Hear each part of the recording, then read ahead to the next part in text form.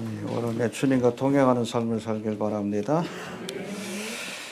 오늘은 요한계시록 1장을 보겠습니다. 요한계시록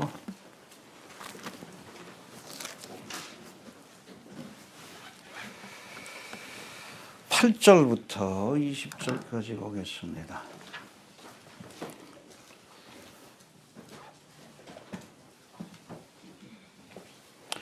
교독합니다. 주 하나님이 가라사대 나는 알파와 오메가라. 이제도 있고 전에도 있었고 장차 올 자요 전능한 자라 하시더라.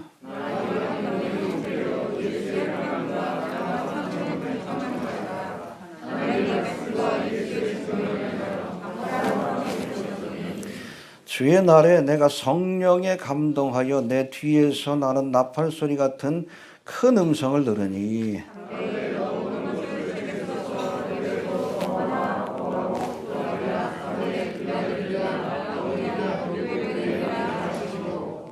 몸을 돌이켜 나더러 말한 음성을 알아보려고 하여 돌이킬 때에 7 금촛대를 보았는데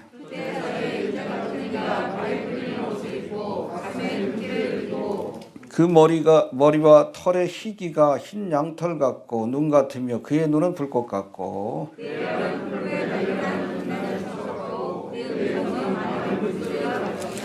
그 오른손에 7별이 있고 그 입에서 좌우에 날선 검이 나오고 그 얼굴은 해가 힘있게 비치는 것 같더라.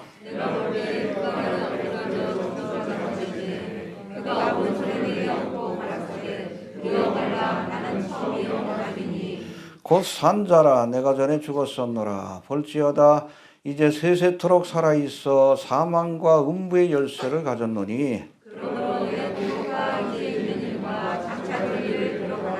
함께 묵독합니다. 내 본 것은 내 오른손에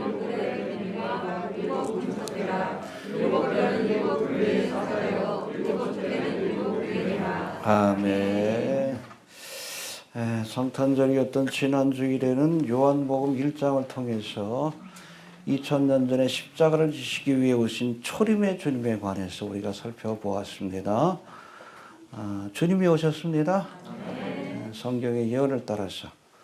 그리고 다시 오실 겁니다. 성경의 예언을 따라서. 초림의 사건이 문자적 역사적으로 성경의 예언이 성취되었듯이 종말과 재림에 관한 성경의 예언도 문자적으로 역사적으로 성취될 줄로 믿어야 합니다. 이걸 근본주의 신앙이라고 해요. 근데 여러분 근본주의 신앙을 떠나면 진실한 믿음이라고 할 수가 없어요. 하나님이 말씀하시면 이루어진다.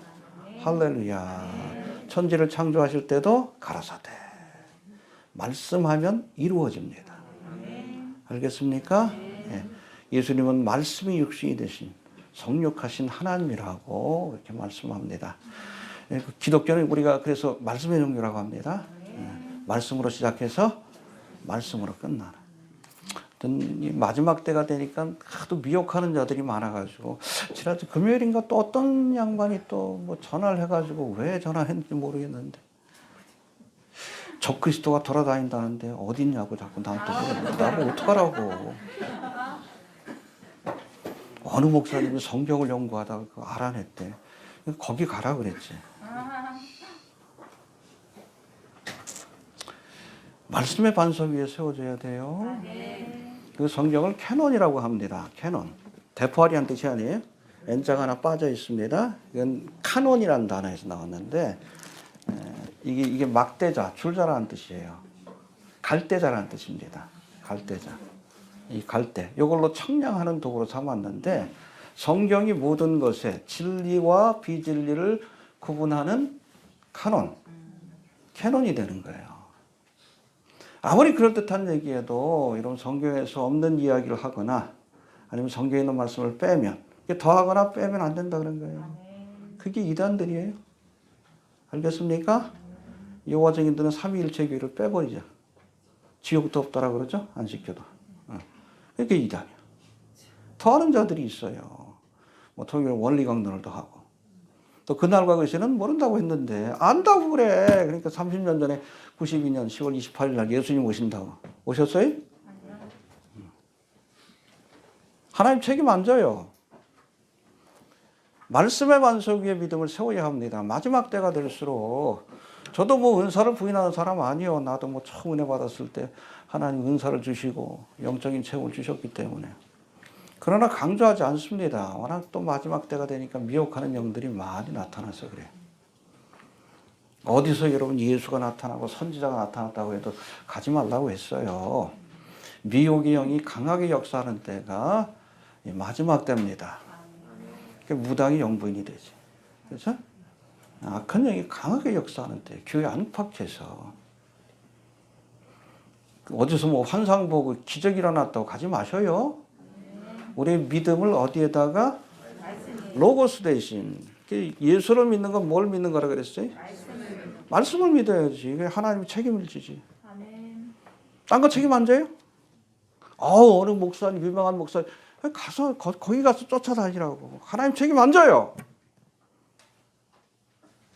환상을 봤더니, 거기 쫓아다녀. 하나님 책임 안 져요. 이것만 책임집니다. 이것만 책임져요. 말씀의 반석 위에 교회를 세우세요. 그렇지 않으면 하나님의 심판을 견딜 수가 없어요. 아무튼 초림의 주님이 우리를 죄인을 구원하기 위해서 오셨다면 해봅시다. 구원하기 위해 오셨다. 그렇다면 재림의 주님은 죄인을 심판하기 위해 오십니다. 그동안 많은 은혜의 기회를 주셨는데 보라 지금은 이 교회 시대가 은혜의 시대입니다. 누구든지 예수의 이름을 부르기만 하면 구원받는. 사실은 천년왕국도 은혜의 시대는 아니에요. 그때 예수님이 철장으로 세상을 다스린다고 했어요. 그리고 주님의 명령에 불순종하면 하나님께서 비를 내리지 않고 즉각적인 심판이 내려지는 때입니다. 오히려 교회 시대가 은혜의 시대입니다. 이해가 되시죠? 누구든지 비록 우리와 같은 이방인이냐 할지라도 예수를 믿기만 하면 구원받는 그런 은혜의 시대. 이 은혜의 시대가 가기 전에 회개하여 구원을 얻을 수 있게 되길 바랍니다. 주님께서 재림하실 때는 죄인을 구원하시기 위해서가 아니라 하나님께서 주신 은혜의 기회를 저버리고 회개하기를 거부한 죄인들을 심판하기 위해 오신다는 것을 우리가 꼭 기억할 수 있게 되길 바랍니다. 그래서 우리가 요한복음 1장에서 살펴봤듯이 주님이 처음 오셨을 때는 낮고 천한 인간의 모습으로. 그러나 재림하실 때는 거기 뭐 제가 그 주보에다 올려놨는데 무서워요. 무서운 분으로 오십니다. 심판해 주러 오시기 때문에 그래요. 사도 요한도 그 앞에서 엎드려가지고 두려워 떤 거예요. 무서운 분, 두려운 분으로 오시기 때문에 그래요. 알겠습니까? 예. 오늘은 특별히 요한복음 1장의 요한계시록 1장의 말씀을 통해서 장차 우리가 만나게 될 재림의 주님이 어떤 분인가를 우리가 한번 살펴보도록 하겠습니다. 먼저 초림의 주님이 고난받는 종의 모습으로 이 땅에 오셨다면 재림의 주님은 영광과 권세를 가지신 왕의 모습으로 찾아오실 것인데 사실 요한계시록 1장뿐 아니라 구약에도 재림의 주님에 관한 말씀이 있어요. 그리고 또 복음서에도 보면 영광 받으시는 예수님을 본 사건이 있습니다. 무슨 사건이? 변화산상에서 우리가 그 영광을 보니. 그렇죠? 지난 시간에 살펴봤잖아. 아버지의 독생자의 영광. 변화산에서 봤어요. 누가? 세 사람밖에 못 봤어. 베드로, 야고보, 요한. 그 중에 한 사람이 요한이에요. 그러니까 그 영광을 보니 본 거예요. 본인은. 아무튼 재림하실 예수님의 모습 그리고 영광 받으신 예수님의 모습이 기록되어 있는 말씀들이 있는데 구약에는 다니엘서에 나옵니다. 다니엘 7장하고 10장에 나오고 또 신약에는 변화산상의 사건, 공간복음에 보면 다 이게 나오는데 마태복음 17장에 보면 변화산에서 예수님이 변화되신 사실은 트랜스포메이션이 아니 본래의 모습을 보여주신 겁니다. 원래 이런 분인데 그렇죠? 인간의 몸으로 이 땅에 오시니까 우리가 예수님의 영광을 볼 수가 없는 거예요. 근데 본래 가지고 계신 영광스러운 모습을 보여주신 사건이 변화산상의 사건이 마태복음 17장에 기록되어 있는데 좀 찾아보고 갑시다. 다니엘 7장 13절 14절. 구약성경 1246페이지예요. 페이지가 거의 맞을 겁니다.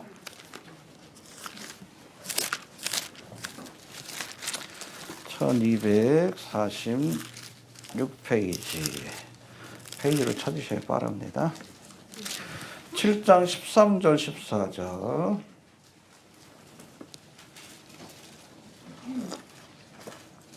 네 짐승에 관한 그런 예언의 말씀을 주신 뒤에 그 다음에 인자로 상징되는 예수님이 이 땅을 통치하게 되실 것이다. 천년왕국에 대한 말씀을 주면서 장차 오실 예수님의 모습을 소개하고 있습니다. 읽어봅시다. 시작. 내가 또 밤 이상 중에 보았는데 인자 같은 이가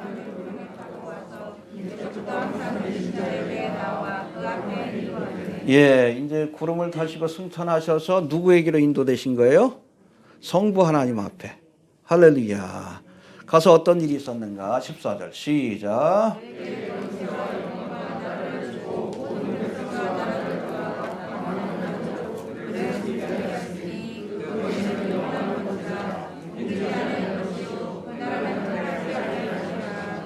만국을 다스리는 권세를 성부 하나님이 성자 하나님이신 예수님에게 주시는 장면이에요.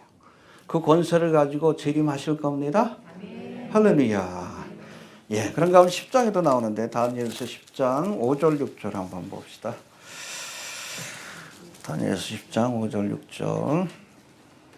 세일의 길에 관한 말씀인데 여기 보면 또 주님께서 영광스러운 모습으로 다니엘 앞에 나타나는 모습을 보여줍니다. 5절 6절 시작.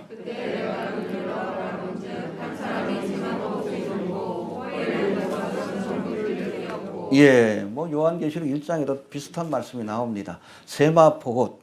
그리고 거기 입은 옷들 보면 제사장이에요, 제사장. 뒤에 또 설명하겠지만, 여러분, 우리가 예수님을 그리스도 메시아라고 하죠? 그리스도와 메시아의 차이는 똑같아요. 하나 헬라어가 하나는 히브리어입니다. 메시아 뜻은 뭐예요? 기름 부음 받은 자다. 구약에 보면 기름을 부어서 특별히 성령의 강림을 상징하는 기름을 부어서 직분을 세우는 특별한 세 가지 직분이 있어요. 첫 번째 뭐예요?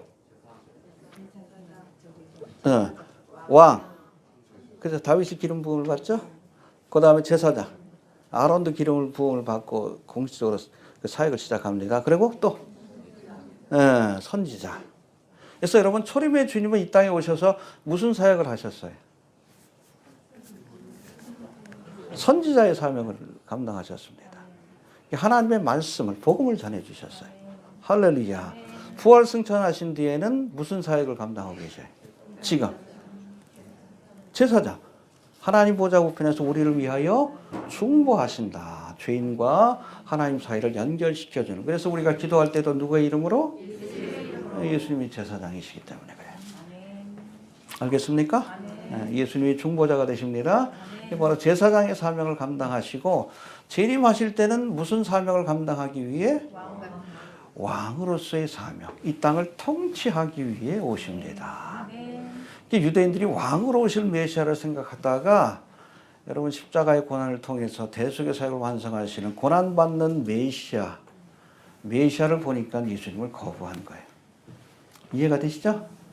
그러나 여러분 초림의 주님은 선지자의 사명을 감당하기 위해, 지금 주님은 대제사장의 사명을 감당하시고 또 재림하실 예수님은 왕권을 가지시고 이 땅에 오신다는 것을 우리가 알아야 합니다. 그래서 예수님을 그리스도 메시아, 그거는 당신은 나의 왕이요, 당신은 나의 제사장이요, 당신은 나의 선지자이십니다. 이런 고백이에요. 기억할 수 있게 되길 바랍니다. 그래서 아무튼 여기 10장 5절과 6절 한번 봅시다. 10장 6절 시작. 그 몸은 황옥 같고 그 얼굴은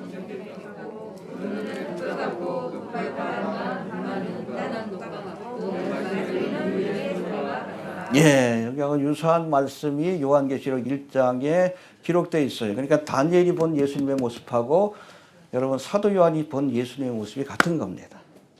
똑같이 묘사되어 있어요. 근데 발에 끌리는 옷을 입었다는 것은 제사장이에요. 지금 하늘 보좌 우편에서 우리를 위해서 중보하시는 제사장의 사명을 감당하고 계신다. 할렐루야. 그리고 재림하실 때는 면류관을 쓰시고 백마를 타고 이 땅을 통치하는 왕으로 오신다. 알겠습니까? 꼭 기억할 수 있게 되길 바랍니다. 자, 그런가 하면 마태복음 7장에도 여러분 영광 받으신 또 본래 그 영광스러운 모습을 보여주시는 장면이 나오는데 17장 1절 2절인데 28페이지예요. 신약. 이거 읽어보고 나갑시다. 17장 1절 2절.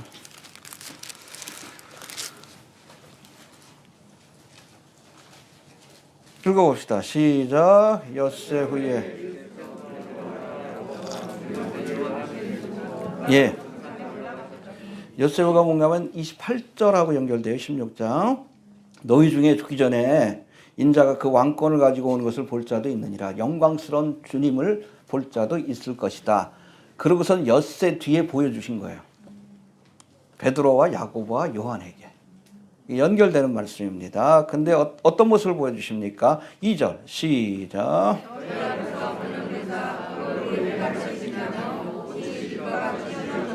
예, 영광 받으신 예수님의 모습, 그리고 쉐키나 영광의 구름이 함께 임재하는 모습을 보여주셨습니다.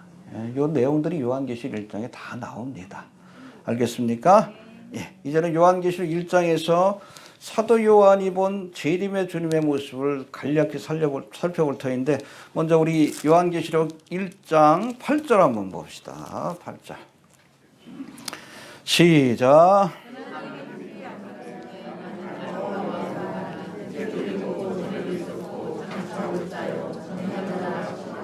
요한계시록으로 넘어왔습니다. 1장 8절 해봅시다. 알파와 오메가다. 알파 오메가가 뭐예요? 그러니까 여러분 헬라어의 첫 번째 알파벳이 알파예요. 거기서 알파벳이라는 용어가 나온 겁니다. 영어의 알파벳의 처음은 뭐예요? A. 그러니까 알파가 알파벳의 처음입니다. 그리고 맨 마지막 알파벳이 오메가입니다. 알파와 오메가는 처음과 나중이요, 시작과 끝이라는 의미와 같습니다. 할렐루야. 해봅시다. 예수님이 알파와 오메가가 되신다. 모든 창조의 근원이 되시고, 그리고 인류의 역사를 끝내실 분도 주님이시다. 그리고 모든 것들을 주관하시는 권세가 알파와 오메가가 되신 예수님께 있다. 계속 반복이 돼요. 일곱 교회에도. 다른 용어를 통해서. 잊어버리지 않길 바랍니다. 주님이 주관하십니다. 사람이 하는 게 아니에요. 적그리스도가 하는 게 아니에요. 여러분, 우리 마지막 때 잘 들으세요. 우리 그리스도인들은 적그리스도를 기다리는 사람들이 아니요, 그리스도를 기다리는 사람들이에요. 신랑 대신 예수님을 기다리지. 적그리스도가 세상의 주관자가 아니에요. 저가 이 땅을 다스릴 수 있는 것은 하나님이 허락한 그 한도 내에서 3년 반밖에 안 되잖아요. 그 기간도. 그렇죠?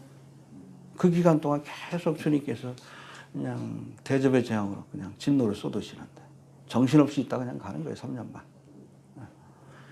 주님께서 알파와 오메가 역사의 주관자가 되신다는 사실. 그래서 우리 지난 시간에 살펴봤지만 역사가 BC, Before Christ. 그리고 AD, 아노 도미니. 예수의 탄생을 기점으로. 그래서 히스토리는 히즈 스토리다. 예수님에 관한 이야기다. 성경적으로 보면 그게 맞습니다. 알겠습니까? 예. 해봅시다. 예수님이 알파와 오메가가 되신다. 예, 알파. 천지를 창조하신 주님께서 오메가. 세상을 심판하기 위해 다시 오실 겁니다. 자, 12절, 13절 봅시다. 12절, 14절. 13절. 시작.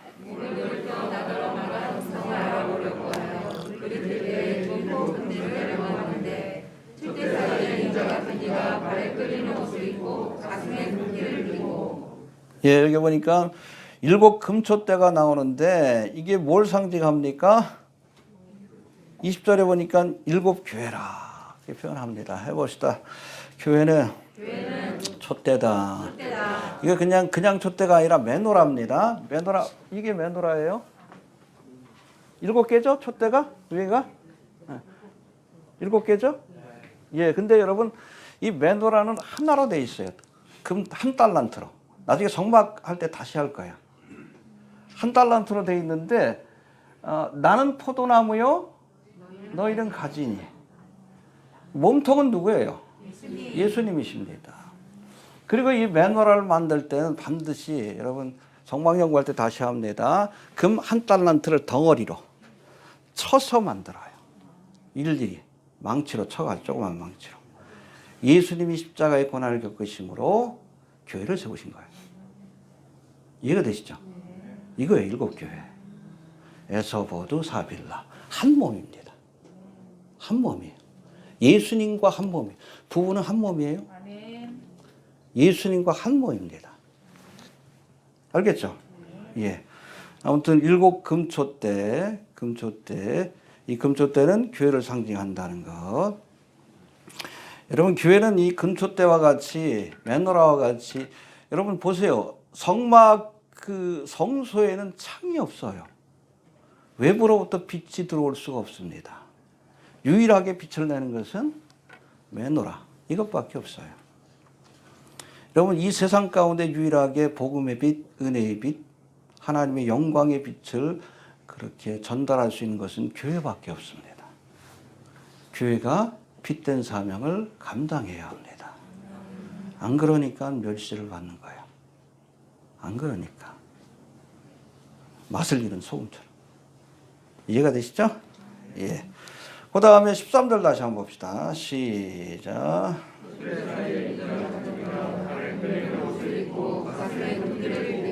예, 가슴에 금띠를 띠고 발에 끌리는 옷. 제사장의 옷이에요. 제사장의 옷입니다. 알겠습니까? 이 구약의 제사장들은 여기 맨도라 보면은 여기다 올리브, 감람주를 부어가지고 심지를 꽂아가지고 불을 피워요. 그러니까 항상 제사장이 이걸 돌봐줘야 돼요. 기름이 떨어지면 기름을 보여줘야 되고, 심지가 잠기면 꺼지지 않도록 올려줘야 되고, 다 타버리면 새 걸로. 그것을 제사장이 하는 거예요. 교회가 계속해서 지속적으로 여러분 빛된 사명을 감당하도록 주님께서 돌봐주신다는 겁니다. 성령의 기름을 부어주셔야 돼. 알겠습니까? 주님께서 교회를 돌봐주셔야, 함께해 주셔야 비로소 교회가 등대의 사명, 메노라의 사명을 감당할 수 있는 겁니다. 할렐루야. 지금도 우리 주는 교회를 돌봐주실 줄로 이렇게 믿습니다. 여러분들의 불이 꺼지지 않도록, 성령의 기름이 떨어지지 않도록 부어주시고 또 심지를 올려주시고, 아무튼 2023년도에도 우리가 등불의 사명을 잘 감당할 수 있는 교회가 되길 바랍니다. 땅 끝까지 우리가 복음의 빛을 증거할 수 있도록. 알겠습니까? 땅 끝이 어디야? 이스라엘이죠. 돌고 도는 거기지. 거기에요. 땅 끝이. 마지막. 아무튼 올해는 거기에 좀 매진합시다. 우리 소상현 선교사님 좀 가 계시는데. 아멘 주 예수 오시옵소서. 요한계시록 강의 지금 러시아어로 좀 번역이 어느 정도 좀 진행되고 다 마무리 지어지면 거기다 좀 책을 이렇게 인쇄해서 좀 남겨둘 수 있도록. 알겠습니까? 네. 그 사역을 했으면 최선을 좀 다합시다. 자, 그 다음에 14절 봅시다. 14절 시작.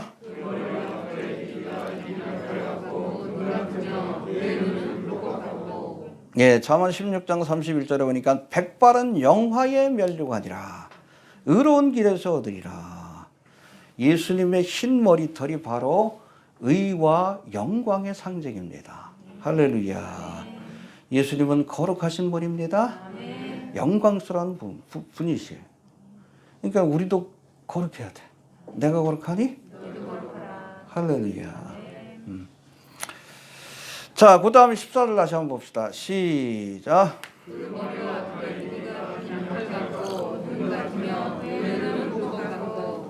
해봅시다. 그의 눈은 불꽃 같다. 다니엘 10장 6절에서도 그 눈은 횃불 같고 똑같아요. 똑같은 여러분 예수님을 본 겁니다. 다니엘과 사도 요한이. 눈이 불꽃 같다는 것은 인간의 모든 행위를 뚫어보신다는 거예요. 우리의 마음을 감찰하십니다. 우리의 행위를 다 지켜보고 계셔요. 사람은 속일 수 있어도 하나님은 속일 수 없어요. 마음의 중심을 보시기 때문에 불꽃 같은 눈으로. 그래서 뒤에 살펴보겠지만 아시아 7교회 그 말씀 주실 때마다 반복되는 패턴이 있어요. 내가 아노라. 사람은 몰라도 주님은 아십니다. 왜? 불꽃과 같은 눈을 갖고 계시기 때문에. 우리가 은밀히 행한 여러분 선행도 알고 계셔요. 그러나 여러분들이 은밀히 행한 부끄러운 죄악도 알고 계십니다. 사람은 속일 수 있어도 하나님은 속일 수 없어요. 위로가 되는 말씀이기도 하고 무서운 말씀이기도 해요. 불꽃과 같은 눈으로 지켜보셔요. 여러분들의 고난도 지켜보시고 의로운 행위도 지켜보시고, 그러나 여러분 남모르게 숨겨놓은 비밀스러운 죄악도 다 지켜보고 계셔요. 회개하세요. 주님 앞에 서야 합니다. 어떤 주님? 불꽃과 같은 눈을 가진 주님 앞에 서야 돼요. 두려워하시길 바랍니다. 자, 그 다음에 15절 넘어갑시다. 15절. 시작.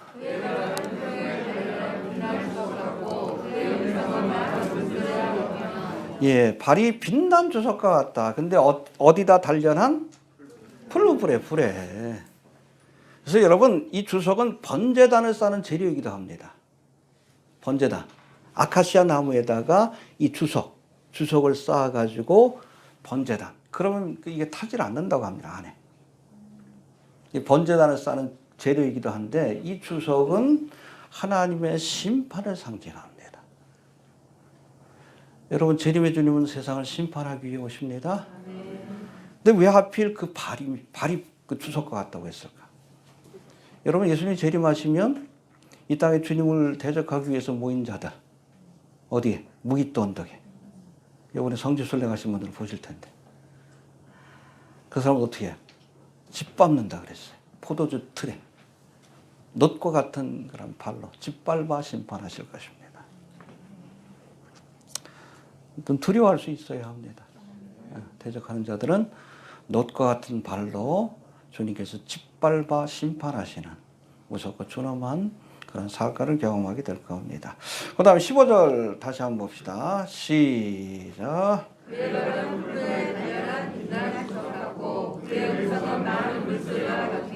예, 그의 음성은 발은 주석과 같고 음성은 많은 물소리. 여러분 10절에 보니까 예수님의 음성을 나팔소리로 묘사합니다. 그렇죠? 예수님 말씀이 주시기 전에 어디서 나팔소리가 들려오는데 이때는 나팔소리와 같은 음성으로 말씀을 주셨어요. 이 나팔소리는 주의를 환기시키기 위한 겁니다. 들어라 그런 뜻이에요. 그래서 여러분 휴거의 사건 때도 얘들아 경청해라 들어라 주께서 오신다. 그런 게 나팔소리가 울려오는 거예요. 이처럼 나팔소리가 주의를 환기시키기 위한 소리라면 많은 물소리. 여러분 홍수 났을 때 혹시 그 강가에 가본 적 있어요? 무섭죠? 물 흘러가는 소리 한번 들어봐요. 예전에 한번 팔당 때문에 한번 간 적이 있는데 그 며칠 전에 비가 와가지고 팔당 때 수문을 여는데 무섭더라고. 그런 소리예요. 그런 소리.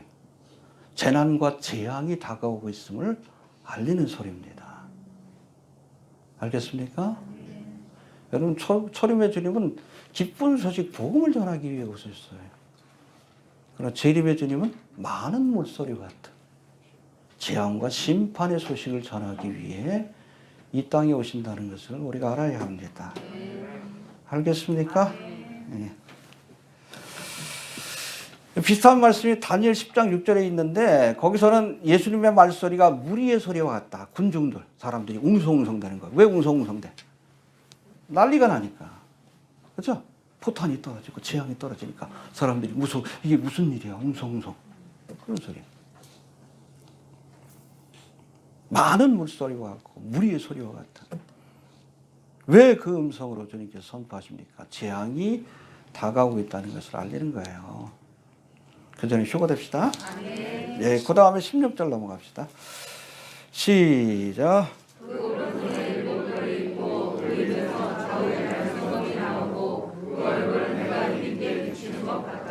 예, 그래서 오른손에 7뼈를 붙드신 분. 이 7뼈이 뭡니까? 20절에 설명이 나오는데 한번 봅시다. 20절에. 시작.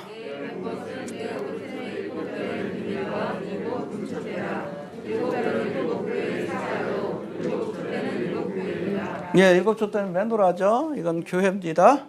그리고 그 위에 7별이 있는데 예수님께서 오른손으로 붙들고 계신다는 거예요. 근데 7, 여기 별은 뭐라고 했습니까? 7교회 사자. 그래서 이거 원어를 보면 앙겔로이라고 돼 있는데 이거는 엔젤 혹은 메신저라고 해석을 할 수 있어요. 그래서 어떤 사람은 이게 뭐 7교회마다 하나님께서 보내신 천사들이 있다. 좀 무리한 해석입니다. 일반적으로는 여러분 이것을 메신저라고 봅니다. 그러니까 그 교회를 책임진 주의 종들. 그의 종들을 주님께서 오른손, 능력의 오른손으로 붙들어 주시고 사명을 감당할 수 있도록 힘을 주시는 거예요. 저를 위해서도 기도해 주시기 바랍니다. 주께서 오른손으로 붙들어서 시대적인 사명을 감당할 수 있도록 붙들어 주셔야 합니다. 예. 그것도 왜 별이라고 했을까? 응? 여러분 하나님의 사역에 충성하는 주의 종들에게는 여러분들은 얻지 못합니다. 영광의 면류관을 주신다고 했어요. 베드로전서 5장 4절에. 교회를 이렇게 담임하고 책임지는 사역을 감당하는 자들에게는 하늘의 별과 같이 빛나는 영광의 면류관을 주신다고 했습니다. 여러분들도 받을 수 있는 그 기회가 있어요. 선지자 이름으로 선지자를 대접하면 선지자의 상급이 주어집니다. 열심히 주의 종의 사역, 선교사님들의 사역을 도우면 여러분들도 영광의 면류관을 얻습니다. 알겠습니까? 열심히 합시다. 네. 우리 막심 선교사님 열심히 물질적으로도 기도로도 이렇게 돕고 우리 조상현 선교사님도 돕고 또 하나님의 일꾼도 일할 수 있도록 돕는 서포트하는 일을 하면 우리가 서포트의 상급을 받는 것이 아니라 우리도 목자의 사명을 받게 되는 거예요. 선교사의 상급을 얻게 되는 거예요. 이거 되시죠? 예. 그리고 16절 다시 한번 봅시다. 시작.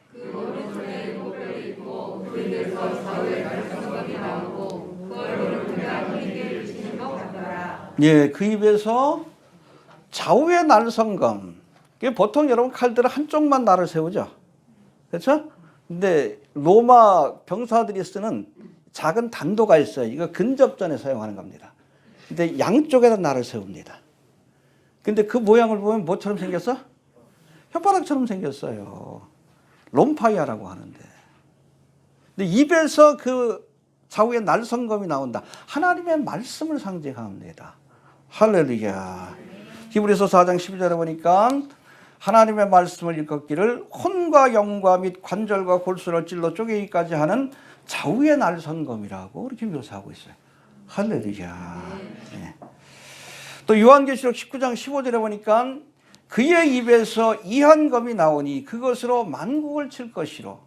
여러분 세상을 창조할 때도 무엇으로? 말씀으로.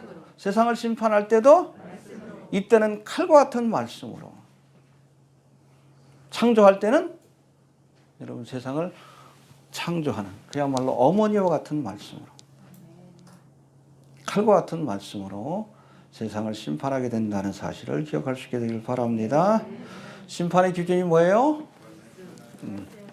아무리 세상에서 옳다 그래도 하나님의 말씀이 아니라고 하면 아니라고 해야 돼요. 여러분 동성애자들 향해서 요즘 죄인이라 그러면 감옥 가요. 잘못하면. 우리나라는 이제 차별금지법 통과되면 그렇게 될 거예요. 성경은 죄인이라고 그랬어요. 아무리 이 땅에서 뭐 그냥 그거는 뭐 사랑의 일종이다. 변태성령이지 무슨 사랑이야. 그래도 하나님은 뭘 기준으로? 이 말씀을 기준으로 심판하죠. 알겠습니까? 기준이 캐논이 말씀이고 심판의 수단도 말씀이. 죽어라 그러면 죽습니다. 살아라 그러면 살아요. 말씀에는 그런 권능이 있습니다. 알겠습니까? 하늘에서 불이 떨어져라 그러면 떨어지는 거예요. 말씀이 기준이고 말씀이 심판의 수단이 될 겁니다. 이해가 되시죠? 네. 자, 그 다음 16절 다시 한번 봅시다. 시작.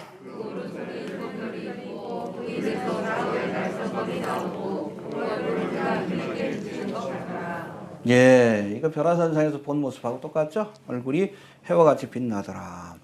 14절에는 머리털은 희고 얼굴은 태양과 같이 영광 받으신 예수님의 모습임을 기억할 수 있게 되길 바랍니다. 자, 이제는 우리 2장하고 3장으로 넘어가서 요한계시록 2장과 3장에 소개된 아시아 7교회, 이 교회들마다 주님께서 각기 다른 모습으로, 그렇죠? 우리가 1장에서는 전체적인 예수님의 부활의 모습을 소개했다면 에서버두 사빌라 아시아 7교회 주님께서 자신을 계시할 때는 저들의 믿음의 상태에 따라 때로는 심판의 주로, 때로는 위로의 주님으로 각기 다른 모습으로 계시해 주고 계십니다. 할렐루야. 그래서 우리가 이 땅에서 바른 믿음 생활하고 주님이 기뻐하는 일들을 행하다가 주님 앞에 부름받으면 주님이 위로자로 상을 주시는 분으로 신랑으로 우리를 영접해 주시지만 그렇지 못한 자들에게는 무섭고 존엄한 심판의 주로 우리에게 다가온다는 사실을 알아야 합니다. 알겠습니까? 기왕이면 신랑 되신 주님으로 맞이할 수 있게 되길 바랍니다. 그야말로 입에서 막 칼이 팍 나오는 그런 무서운 분으로 주석과 같은 발로 막 밟으시는 그런 분이 아니라 신랑으로 맞이합시다. 알겠습니까? 네. 한번 살펴봅시다. 에베소 교회. 에베소 교회는 뭐 초대교회를 상징하죠. 그래서 에서버두 사빌라가 2000년 교회 역사 속에 등장할 교회를 시대별로 보여준다는 것이 일반적인 해석이에요. 그래서 에베소 서문학교회는 초대교회, 버가모 두아디라 사대교회는 타락한 중세교회, 그렇죠?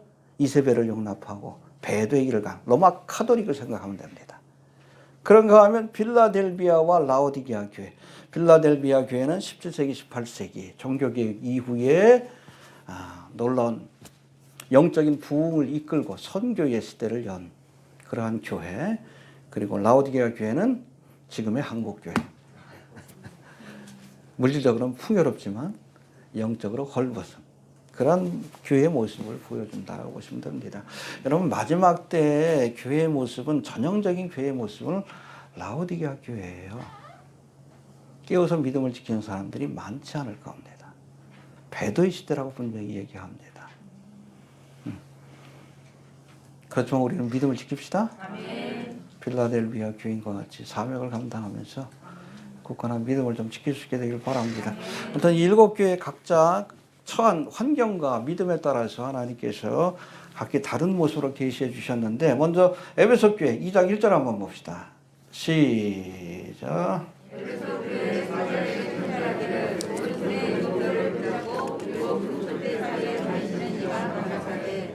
예, 이 에베소 교회는 신앙의 순결을 지키기 위해서 했었지만, 그렇죠? 왜냐하면 이단들이 자꾸 득세하니까 니골라당으로 상징되는 영지주의, 율법주의 이런 이단들과 싸우기 위해서 했었지만 그 가운데 뭘 잃어버렸어요? 처음 사랑을 잃어버렸다라고 책망받은 교회입니다. 여러분, 우리가 믿음의 순수함을 지키는 것도 중요하지만 그 와중에 우리가 신앙의 핵심이라고 할 수 있는 사랑을 잃어버리면 안 됩니다. 알겠습니까? 이 에베소 교회를 향해서 주님께서 어떤 모습으로 자신을 계시하십니까? 오른손에 또 7 금초대 사이를 다니시는 이. 여러분, 교회를 책임지는 분이 누구시라고? 그렇죠. 주님이시다라는 것을 보여주신 거예요. 알겠습니까? 그건 뭐 7교회 전체를 향해서 주신 말씀이라고 또 계시라고 보시면 됩니다. 해봅시다. 주님께서 교회를 책임지신다. 돌보시고 책임지신다는 것을 우리에게 깨닫게 해주시는 말씀이라는 겁니다. 자, 그 다음에 서문학교회로 넘어갑시다. 이 서문학교회는 환난 가운데 있는 교회입니다. 모진 환난 속에서 믿음을 지킨 서문학교회는 네로 황제로부터 시작된 기독교의 핍박이 극에 달했을 때 그 시대를 지났던 교회를 예표하고 있다고 보시면 됩니다. 이 서문학교회를 향해서 주님께서 뭐라고 자신을 계시하십니까? 8절 한번 봅시다. 시작.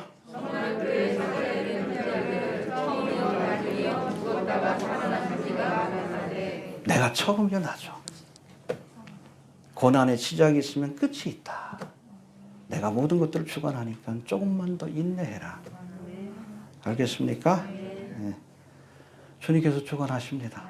어렵고 힘들어도 감당치 못할 시험은 허락지 아니하시고 또 고난이 올 때 피할 길을 열어주십니다. 그러니까 내가 처음과 나중이다. 내가 이 모든 것들을 주관하고 있으니까 고난이 와도 낙심하지 마라. 그런 뜻인가요? 그런가 하면 죽었다가 살아나니 해봅시다. 죽었다가 살아나니. 세 가지 의미로 이 말씀을 살펴볼 수 있을 텐데 먼저 예수님은 이미 죽음을 경험하신 분이라는 뜻이고 또 두 번째는 이 죽음을 이기고 부활하신 분이라는 뜻입니다. 할렐루야.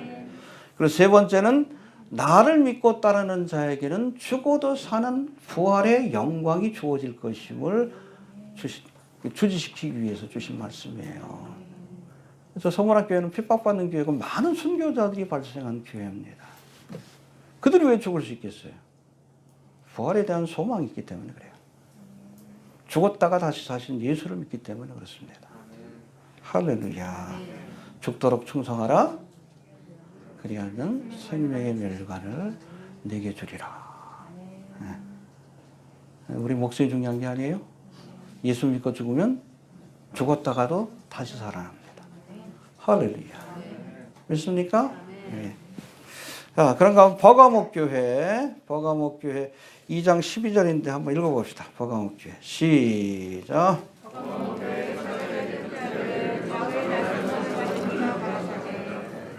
예, 이 버가목 교회는 네로 황제의 박해 이후 250년 동안 핍박을 받던 교회가 AD 313년 무슨 사건이 있었죠? 콘스탄틴 대제가 기독교를 공인하는 그런 사건이 이때 있었는데 박해 시대가 끝나게 되는데 문제는 이때부터 교회가 타락의 길을 갑니다.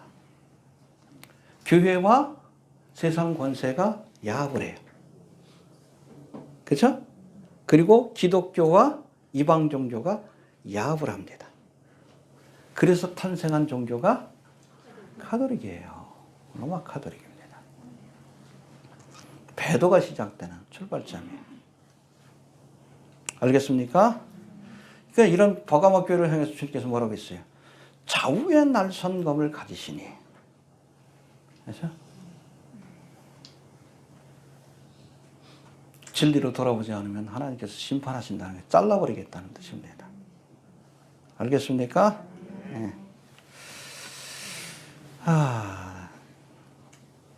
한국 교회도 그렇죠. 교회와 국가가 지금 야합하고 있잖아요. 정확하게 카톨릭의 발걸음이에요. 여러분 로마 카톨릭에는 종말론이 없어요. 천년왕국의 개념이 뭐예요? 9천년설이요. 로마 카톨릭이 지배하는 세상이 천년왕국이라고 얘기를 합니다. 그래서 이 땅에 여러분 권세, 정치가들과 함께 야합해서 이 땅에 하나님의 나라를 세우려고 하는 사람들은 로마 카톨릭이 일파입니다. 정강훈이 그런 거예요. 정동수가 그런 거예요. 예수님 정치 안 하셨어요. 왜? 어차피 이 세상 나라는 심판의 대상이지 개선의 대상이 아니에요. 바꿀 수 없습니다. 다 때려부시고 새로 시작하시잖아요. 세상 나라들은. 장망성이라고 한 거예요. 애국을 떠나라고 하셨지 애국을 변화시키라고 한 적 없어요. 우리의 여러분 가야 할 곳은 가나안 땅이지 애국이 아니요. 왜 기독교인들이 정치에 목숨을 걸어? 누가 돼도 무슨 상관이요. 전쟁만 안 나면 되지. 근데 전쟁 날 것 같아. 조금 걱정스러워. 미련한 것이 그냥. 기도 많이 합시다. 감당 못하면 좀 빨리 내려오게 해달라고. 딴 사람이 좀 해야지. 걱정스러워 죽겠어. 대통령이 나라 걱정하는 것이 아니라 국민들이 그 대통령을 걱정하고 있어요. 특히.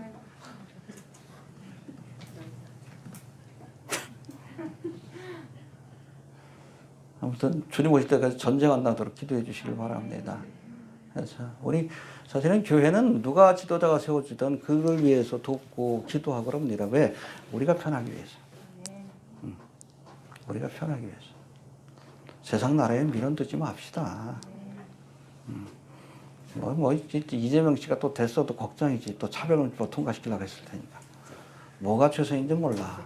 그러나 여튼 이런 상황 속에서 전쟁 나지 않도록 우리가 떠나고 나면 전쟁 나긴 할 거야. 그렇죠? 미국에서 뭐 많은 사람들 휴거되면 권력의 공백기 때 한반도는 전쟁이 휩싸일 가능성이 큽니다. 아무튼 야합의 길로 간, 그죠? 이방 종교와 기독교가 또 국가와 교회가 야합의 길로 가기 시작한. 앞으로 뉴월드 처치도 그렇게 되는 거예요. 뉴월드 오더의 처치.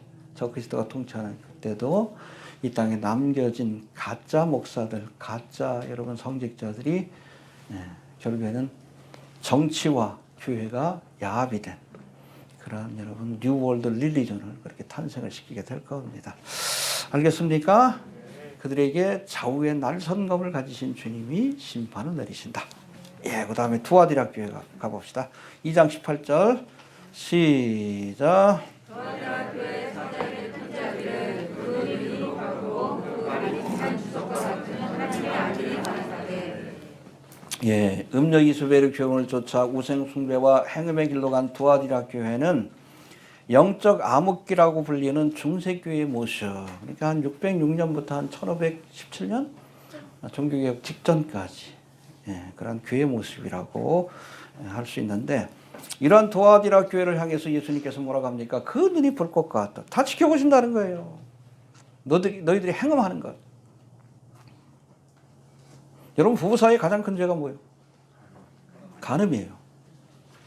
도둑질하는 남편하고 살 수 있어. 살인범하고도 살 수 있어. 그럼 마음이 나한테 떠난 사람하고는 살 수 없는 거예요. 하나님 앞에서 그래요. 살인죄, 도적질이 큰 죄가 아니에요. 영적인 간음이 제일 큰 죄입니다. 이스라엘이 멸망받은 것도 영적인 간음죄 때문에 그런 거예요. 별거 다닌 것처럼 이러면 안 돼. 요즘 뭐 신년만 되면 그 교회 권사들이 그냥 전보러 다니라고 정신없대. 지옥 가요. 지옥 가. 그게 얼마나 큰 죄인데.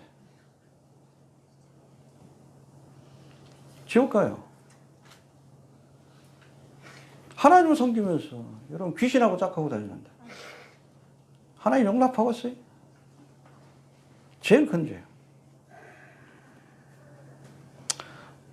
하여튼 여러분 중세교회가 그래요. 로마 가톨릭이. 그렇잖아요. 여러분 기독교에는 여신의 개념이 없어. 바벨론 종교에는 여신의 개념이 있지. 그러니까 억지로 만들어놓은 게 뭐예요? 성모 숭배 아니에요. 남자신, 여자신, 아들신. 이게 바벨론 종교인데 억지로 만들어놨지. 성부, 성모, 성자.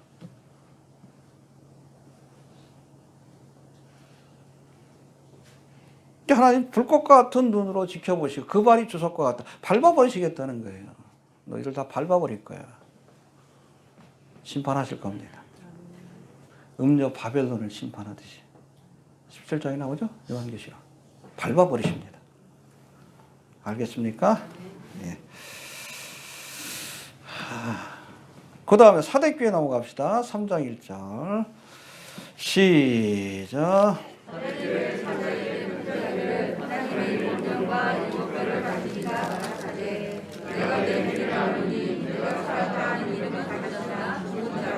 이야, 기가 막힌 평가죠. 넌 죽은 교회야. 죽은 교회. 이게 종교개혁 직전의 중세교회 모습입니다.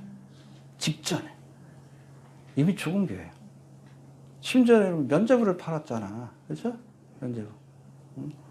지금 당신의 부모님들이 연옥에서 고통을 당하고 계십니다. 그분들을 구원하기 위해서는 헌금해야 됩니다. 에? 천국 가는 티켓을 사십시오. 당신의 헌금이 이렇게 헌금바구니에 떨렁 떨어지는 순간 연옥에 있던 영혼이 뿅 천국으로 갑니다. 그러고 먹은 헌금을 걷고 다녔어요.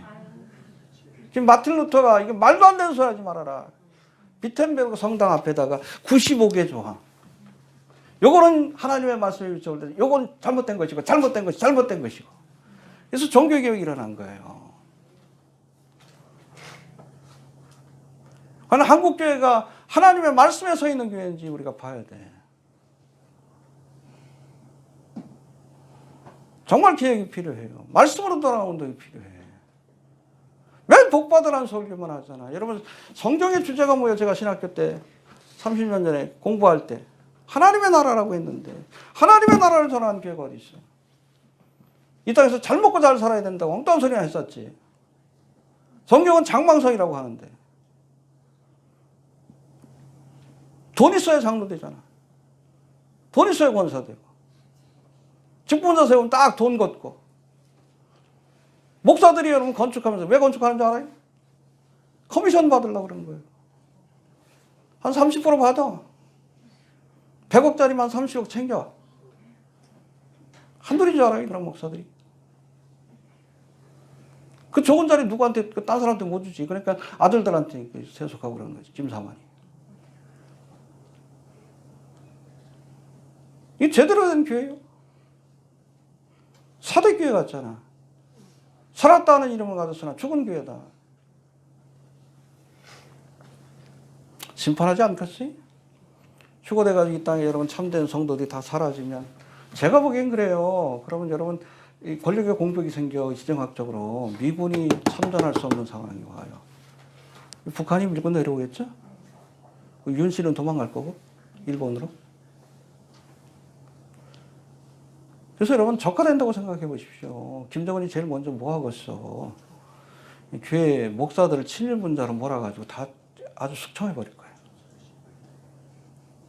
그러려고 하나님께서 제가 보기에는 저 북쪽에서 기름가마를 지금 끓이고 있다는 생각이 좀 들어요.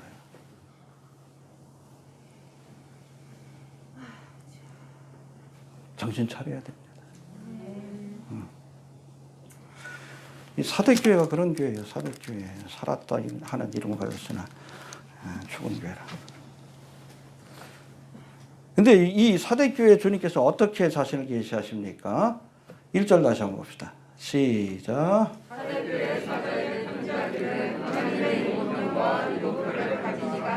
예, 여기 보니까 예수님이 7영을 가지신 분. 여러분 7이가 완전의 숫자예요. 성령으로 충만하신 분. 그리고 7뼈를 가지시니 7뼈는 뭐예요? 하나님의 종들. 죽은 교회지만 그 죽은 교회를 살리기 위해서 성령 충만하신 예수님이 일꾼을 세우는 거예요. 누구? 마틴 루터 같은, 칼빈과 같은 종교개혁자들. 그들을 통해서 교회 역사를 새롭게 시작하시겠다는 의지를 보여주신 겁니다. 할렐루야. 이게 남은 자들이에요. 알겠습니까? 네. 해봅시다. 남은 자의 믿음을 갖자. 그래서 이들을 통해서 교회의 새로운 역사를 시작했습니다. 그래서 종교개혁이 일어났죠? 근데 여러분, 종교개혁은 딴 게 아니에요. 말씀으로 돌아가는 운동입니다. 하나님의 말씀으로 히스기야의 개혁도 그렇고, 구약의 종교개혁도 그렇고, 하나님의 말씀으로 돌아가는 운동이에요. 종교개혁이 일어나고 나서, 그 다음에 이어지는 것이 빌라델비아 교회. 18세기, 19세기 대부흥과 대선교의 시대가 열리게 되는 거예요. 할렐루야. 그래서 한번 봅시다. 빌라델비아 교회 7절 한번 봅시다. 한 장 7절. 8절까지 봅시다. 시작.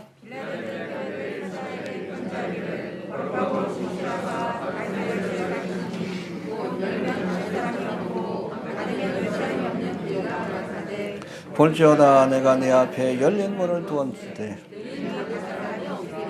내가 내 행위를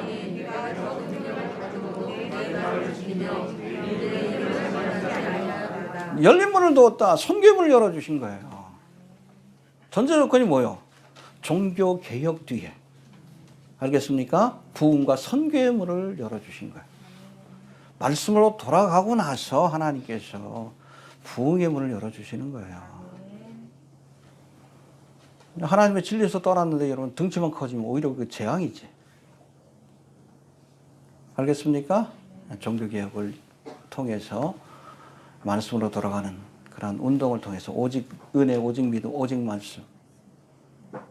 그게 종교개혁이 어느 정도 마무리 지어졌을 때 큰 부흥, 가는 곳마다 복음이 전파되고 죄인들이 회개하는 부흥의 역사와 가는 곳마다 선교의 문이 열리는 선교의 시대를 열어주신 겁니다. 할렐루야. 그래서 여러분 우리가 부흥의 전제 조건은 개혁이 먼저예요. 개혁이 있고 나서 부흥이 돼야지.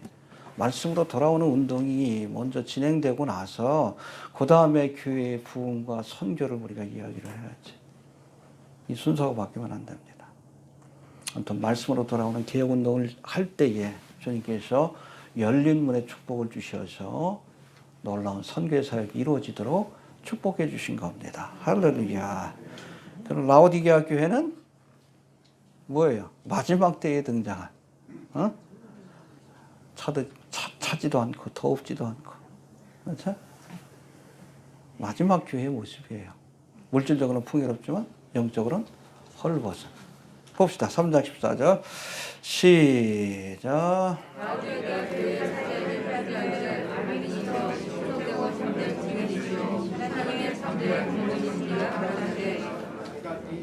여러분, 마지막 주님이 재림하기 직전의 교회 모습들은 대부분 이럴 겁니다. 지금 그렇죠? 물질적으로 풍요롭지만 영적으로 헐벗은, 차지도 더웁지도 않은 그런 믿음. 회개해야 합니다. 알겠습니까? 이 라오디게아 교회에 주님께서 자신을 계시한 말씀이 재밌어요. 흥미롭습니다. 여기 보니까 아멘이시요, 충성되고 참된 증인이시요, 하나님의 창조의 근본이시니가. 해봅시다. 창조의 근본. 이 창조의 근본 할 때 이 근본이라는 단어가 아르케예요. 아르케. 들어보셨죠? 무슨 뜻이요? 태초에. 아르케예요. 태초에 하나님이 천지를 창조하시니라. 태초에 말씀이 계시니라. 지난 시간에 살펴봤죠. 아르케.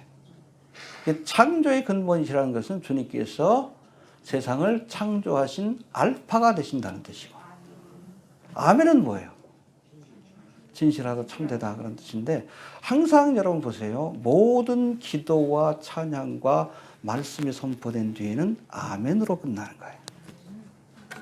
그러니까 여러분, 아르케가 알파면 아멘은 오메가입니다. 근데 흥미로운 것은 이 라오디게아 교회에서는 여러분 알파가 먼저 나온 게 아니라 오메가를 먼저 얘기했어요. 아멘이시요 창조의 근본이시니. 교회 역사를 끝내시겠다는 거예요. 아멘으로 끝내시겠다는 거예요.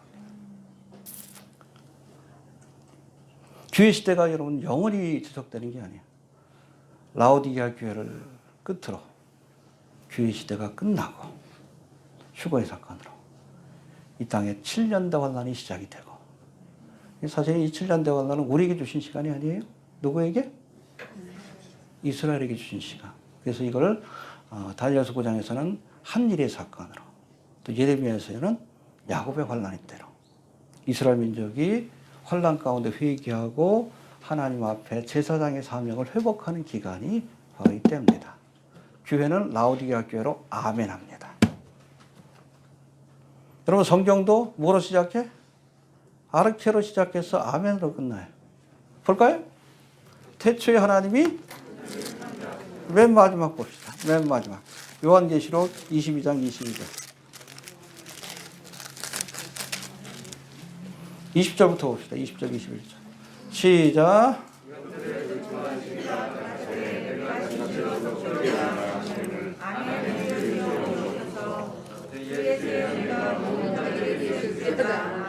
그렇죠. 태초에 아르케로 시작해서 아멘으로. 라오디게아 교회를 여러분 끝으로 아멘. 은혜의 시대가 끝나게 될 것이다. 알겠습니까? 네. 그때까지만 은혜의 시대입니다. 여러분 7년 대환란 때도 구원받고 그런 역사가 나타나요. 그러나 그 7년 대환란 때 구원받은 사람들을 에클레시아, 교회라고 표현하지 않습니다. 교회의 시대는 여러분 라오디게아 교회로 끝나기 때문에, 휴거의 사건으로 끝나기 때문에. 7년 대환란 때 회개한 사람들을 환란 성도라고 얘기를 해요. 환란 가운데 구원받은 자들이다. 그리스도의 신부가 될 자격이 주어지지는 않습니다. 우리에게만 주어져요. 할렐루야. 그래서 천년왕국 때 우리는 여러분 왕후의 권세를 가지고, 이스라엘 백성들은 제사장의 권세를 가지고 세상을 통치하게 될 겁니다. 할렐루야. 아무튼 라오디게아 교회를 끝으로 아멘. 모든 것들이 끝나게 된다는 것, 교회 시대가 끝나게 된다는 것, 다 끝나는 거 보여주고, 4장에서 2일 후에 메타타우타, 휴거된 교회의 모습을 보여주고, 6장부터 7년 대환란이 시작되는 모습을 보여주는 거, 이게 요한계시록입니다. 알겠습니까? 자, 정리합니다. 2000년 전 성경의 예언을 따라 초림하시어 대속의 사역을 완성하시고 은혜의 시대를 여신 예수님이 다시금 그 예언의 말씀을 따라 은혜의 시대를 끝내시고, 그렇죠? 아멘으로 끝내시고 라오디게아 교회로 끝내시고 세상을 심판하시기 위해서 재림하실 겁니다. 재림의 주님을 두려운 분으로 맞이할지 아니면 사랑스러운 또 사모하는 신랑의 모습으로 맞이하게 될지는 교회 시대를 살고 있는 우리가 지금 어떤 믿음의 모습으로 살아가는가에 따라서 결정이 된다는 것을 기억할 수 있게 되길 바랍니다. 다시 오실 주님을 두려운 심판의 주가 아니라 사랑스러운 신부의 모습으로 맞이할 수 있도록 아무튼 2023년 한 해 동안 날마다 경건한 믿음과 마라나타의 신앙으로 주님과 동행하는 삶을 사시기를 주여 권면을 드립니다. 네, 해봅시다. 마라나타, 주 예수여 오시옵소서. 네, 아무튼 제가 보기엔 그래 아까 예배 전에 잠깐 얘기를 드렸는데 올해 우크라이나 전쟁이 좀 끝나고 코로나 사태 거의 마무리 졌죠. 중국도 이제 그 제로 코로나 정책을 포기했기 때문에 한 석 달은 걸릴 거예요. 죽을 사람들 다 죽고 정리가 돼야 되니까. 그러고 나면 제가 보기엔 그래요. 세계 경제도 활성화되고, 그렇죠? 우크라이나 전쟁도 제가 보기에는 올해 안에 좀 끝날 것 같은데 주가도 올라가고 좀 그럴 거예요. 평안하다 안전하다 할 때가 올 겁니다. 그때 멸망의 날이 호련히 찾아올 거예요. 알겠습니까? 그 기간이 제가 보기엔 한 2, 3년 더 주실 수도 있고 2025년이면 백두산 때 터진다 그러죠. 아무튼 잠시 잠깐 평안한 시기를 주실 수도 있어요. 아무튼 주시면 열심히 우리가 복음 전하다가 또 이스라엘에도 또 선교 사역을 감당하다가 언제든지 부르시면 떠난다는 생각을 가지시고 그렇게 살아갈 수 있게 되길 바랍니다.